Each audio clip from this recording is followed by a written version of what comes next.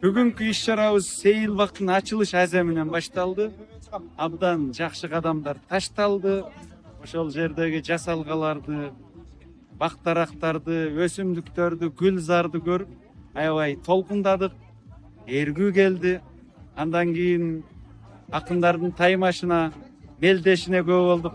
Азыр болсо бир нече көз ирмемден кийин кыз жигит акын Сармерденди баштаганы турабыз. Бул Сармердендин өзгөчөлүгү эки тарапка бөлүнүп алып, кыз жигиттер ыр айтышат, манас айтышат, төкмөчүлүк өнөрүн көрсөтөт, жаңылмаш айтышат, табышмак айтышат. Айтор элди бүйүрүн кызыткандыгы менен өзгөчөлөнөт.